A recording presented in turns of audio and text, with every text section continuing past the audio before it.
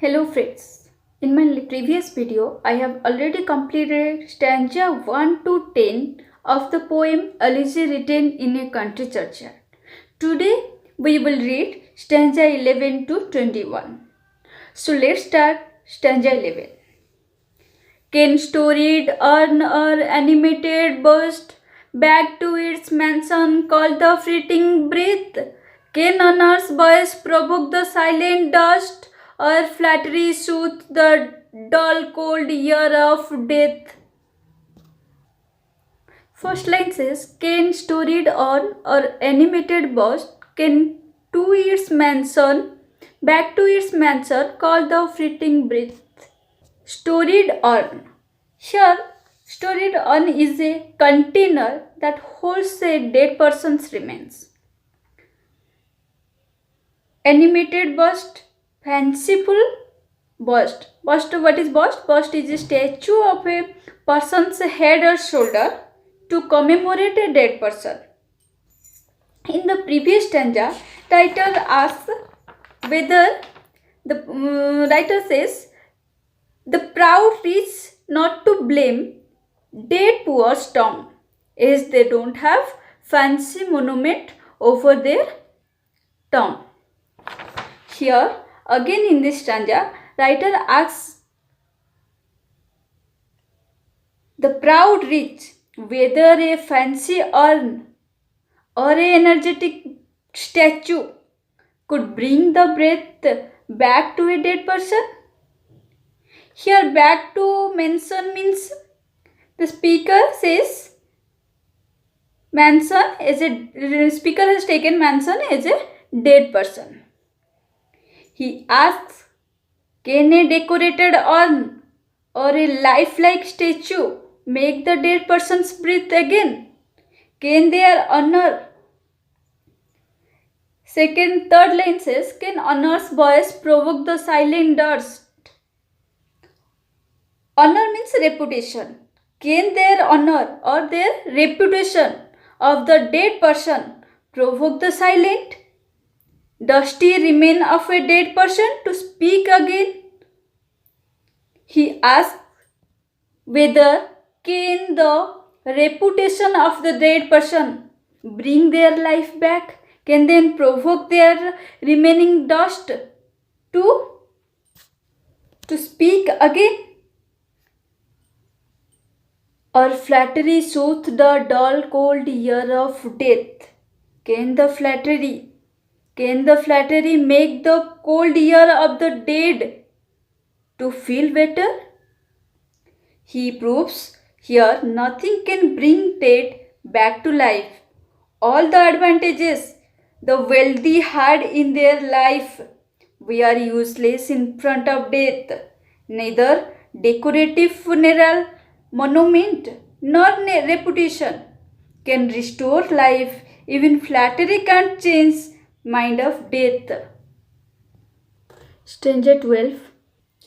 Perhaps in this neglected spot is laid some heart once pregnant with celestial fire, hands that the rod of empire might have swayed or waked to ecstasy the living lyre. Writer says all the advantages the wealthy had once, even their decorated tomb, their decorated urn, or their honor, reputation, and their flattery cannot bring their breath back, cannot make the ear of a dead person, cold ear of a dead person better. Nothing can bring their life back. Again in this stanza he says, perhaps in this neglected spot is laid some heart once pregnant with celestial fire. He says, celestial fire means passion. Lyre is a kind of school harp. Here speaker says, in this neglected spot or in this graveyard, a dead person lies whose heart was once full with passion, pregnant with the celestial fire means full with passion. Writer here reflects on what type of person lying in the graves.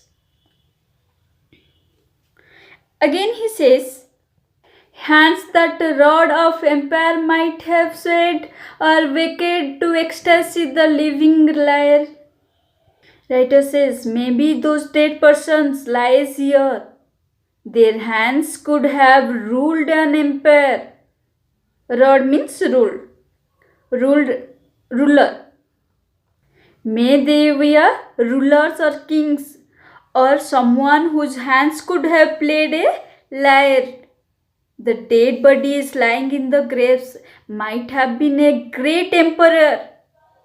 Another might have played a lyre or might have been a great poet. Writer here describes what type of persons lying in the graves. They may be a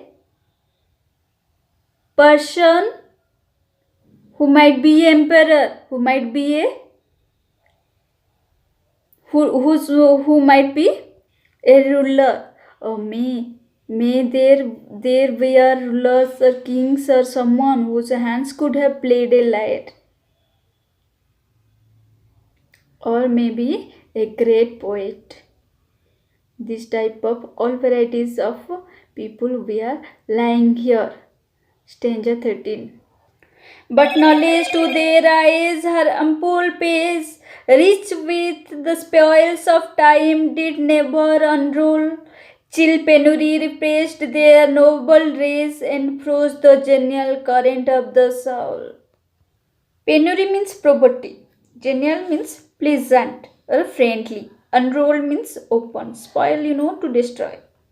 Okay. First line. But knowledge to their eyes are ample pace, rich with the spoils of time, did never unroll. Here writer says,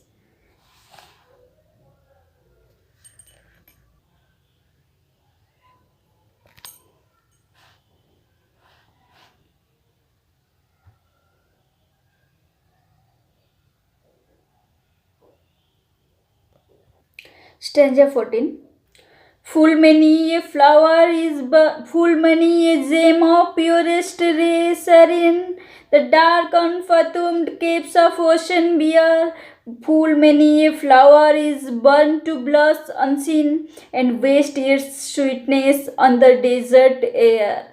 The first line, full many a gem. Many a. What is the uses of many a?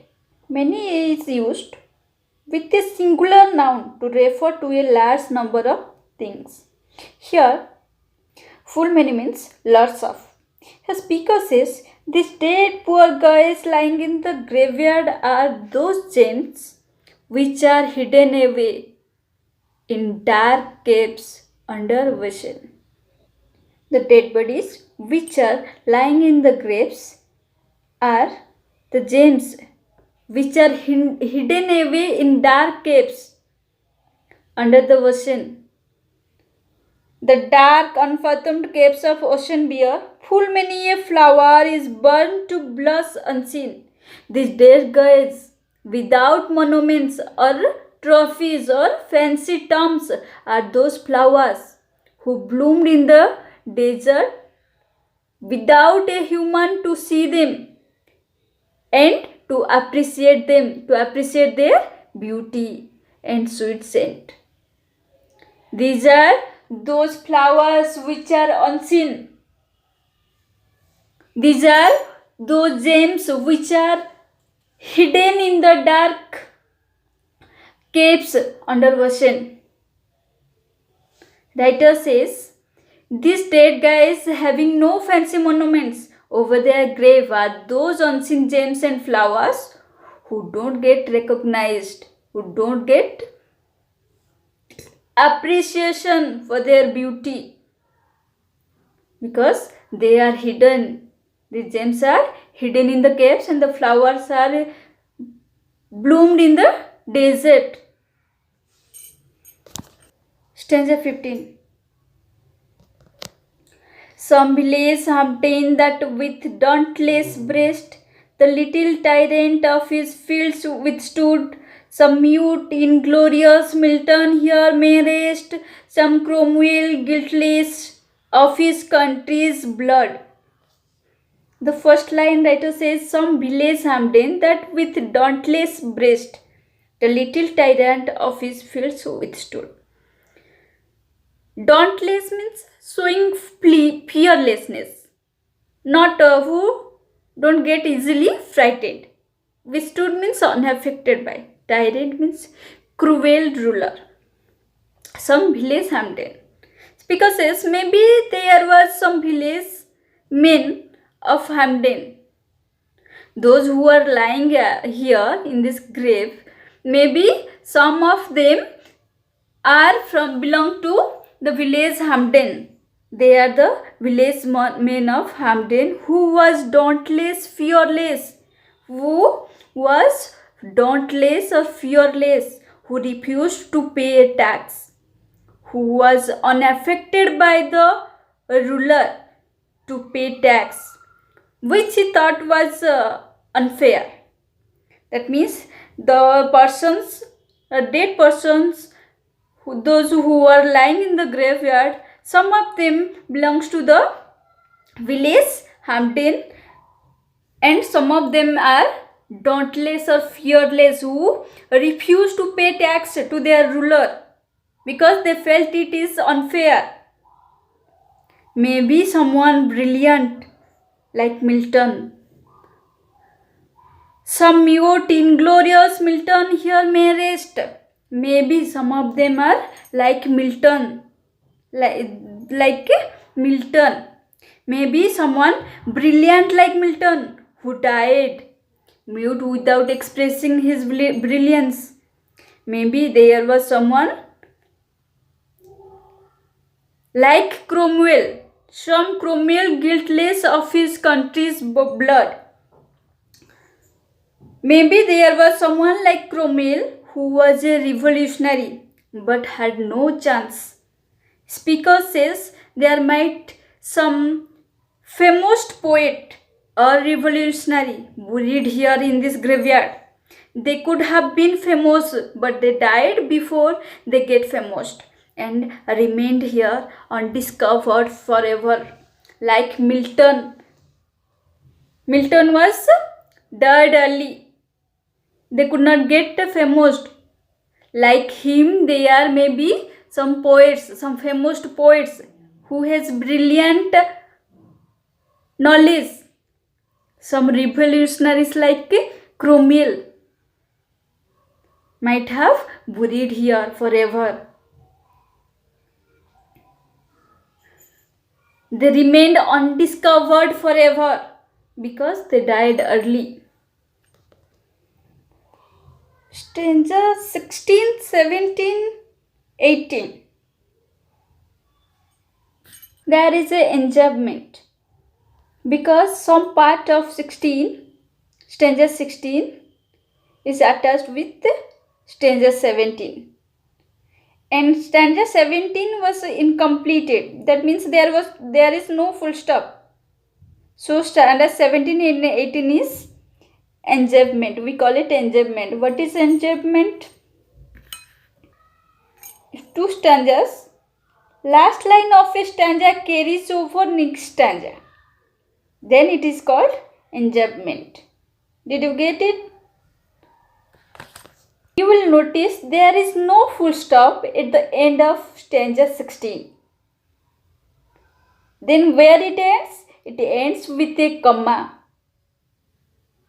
And in the stanza 17, some part of this stanza is added in stanza 17 and there is a full stop.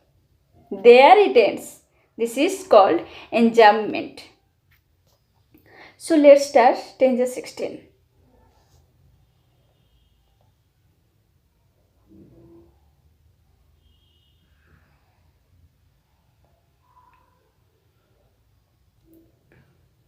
The applause of listening sentence to command, the threads of pain and ruin to despise, scatter plenty over a smiling land and read their history in a nation's eyes. The applause of listening senates to command, the threats of pain and ruin to despise. Again we get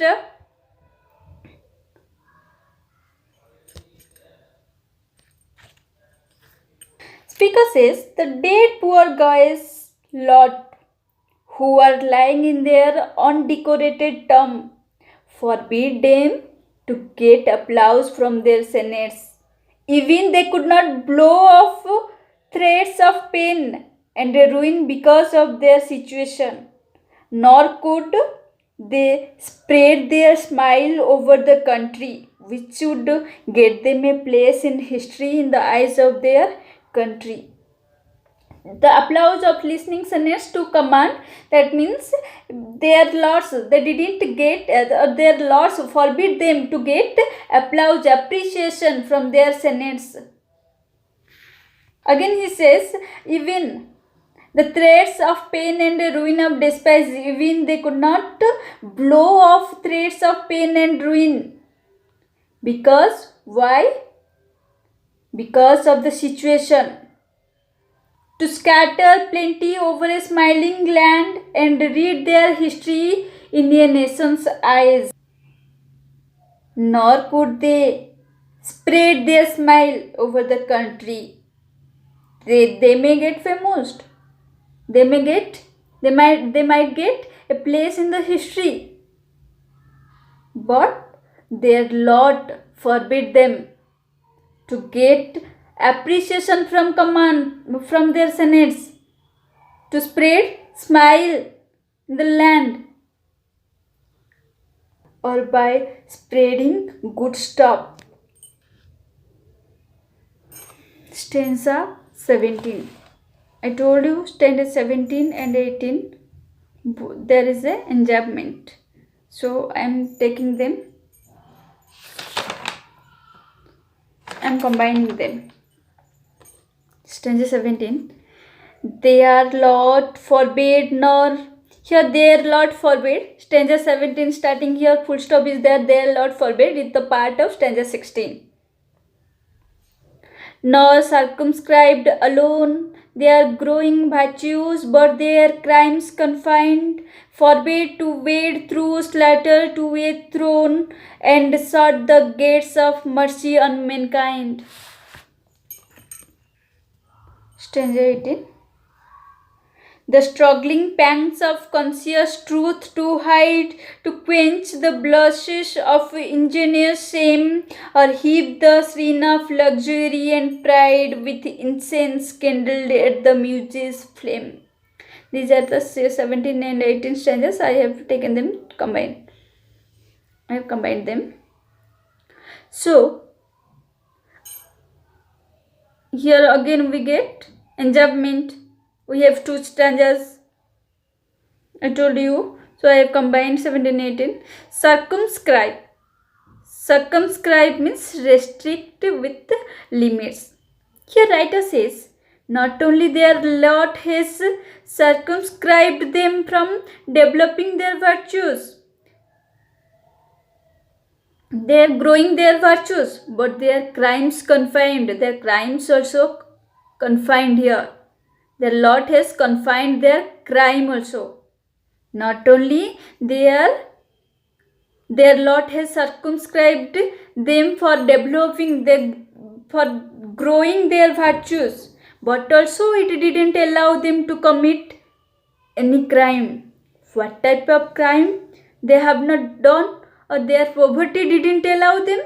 That is, it don't allow them to wade through blood by killing a king to get a throne, and not to do any merciless act to people. It shut all the gates of mercy on mankind, forbade to wade through slaughter to a throne, and shut the gates of mercy on mankind. Stanza 18 says, in 18th stanza, their lot keep not them trying to hide the truth of pain, the struggling pangs. the struggling pangs of conscious truth, clever to hide, to quench the blushes of ingenious shame. Ingenious means innocent or clever to hide. To heap the shrine of luxury and pride with incense kindled at the muse's flame. She says they never hesitated to hide the truth. They never failed to quench or put up the blushes of their face in front of others. And they didn't have heaps of pride due to luxury to lit up in front of the goddess. They never felt proud. Stanza 19. Far from making crowds ignoble strife, their sober wishes never learned to stray along the cool, sequestered well of life. They kept the noiseless tenor of their way. Far from making crowds ignoble strife. Strife means trouble, conflict. Mating means frenzied. Ignoble means social status. Sequestered means peaceful place. Stray means to go away. Far from mating crowds ignoble strife, their sober wishes never learn to stray. Here speaker says, the dead poor forefathers, we are living far from crowded place. They never learn to go away from the place they should be or they belong to. They never learn to go away from the place they actually should be. They lived in a cool, secluded place or valley, far from the restlessness activity in the crowded cities, without making any noise. They lived their lives peacefully. Far from making crowds ignoble strife, their sober wishes never learned to stray along the cool, sequestered well of life. They kept the noiseless tenor of their way. So they kept themselves away from crowded place, noisy place or restless activities in crowded cities. Without making any noise, they lived their lives peacefully in noiseless tenor of their way. They lived their lives peacefully. Stanza 20. Yet even these bones from insult to protect, some frail memorial still erected high, with uncouth rhymes and shapeless sculpture decked, implores the passing tribute of a sigh. Writer says, though they don't have a fancy marble monument over their graves, still they just have a weak, shapeless memorial over their graves in order to avoid their insult. What type of insult he has told here? That is having people picnic or play cricket on their graves to protect their insult. That to forbid people to play cricket or to walk on their graves. They have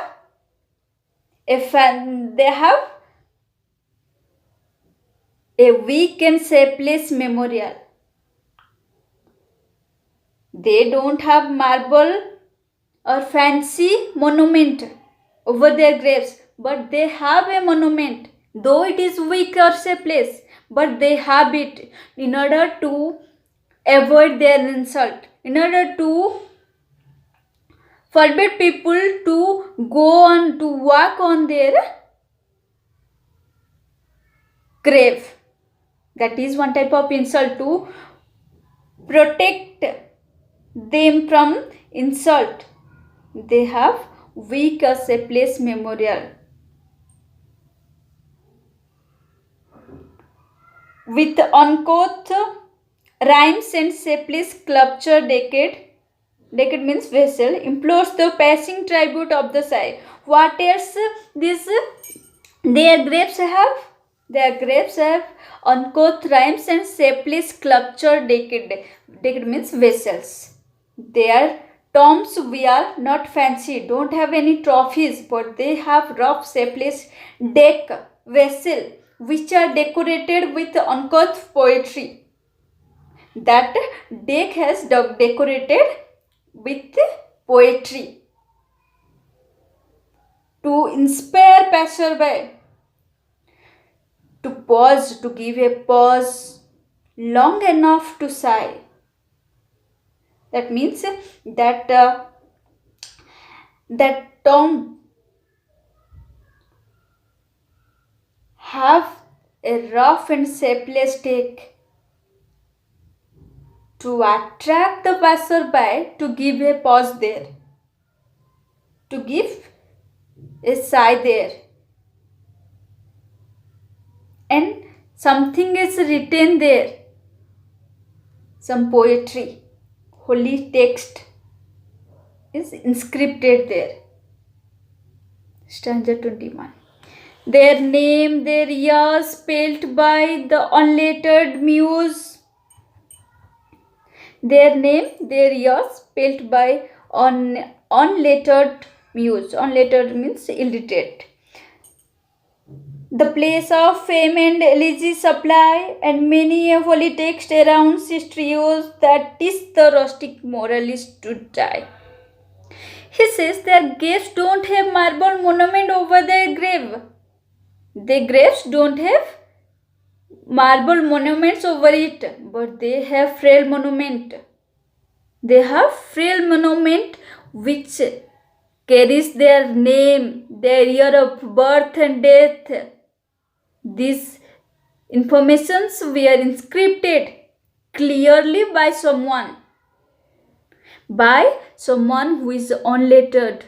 Muse means your goddess. Goddess cannot be illiterate. So writer has used irony here. Unlettered means illiterate. These informations are inscripted there in the monument. What informations? Their name, year of birth, year of death, all those things are inscripted clearly by an illiterate. And these frail monuments bear their fame and fancy elegies. These inscriptions contain holy Bible words and many a holy text. Here holy text is Bible. Many holy texts around trios that teach the rustic moralist to die, and their monuments has some inscription of holy text or Bible to inspire rustic people to think about death so that they will be prepared when their turn comes.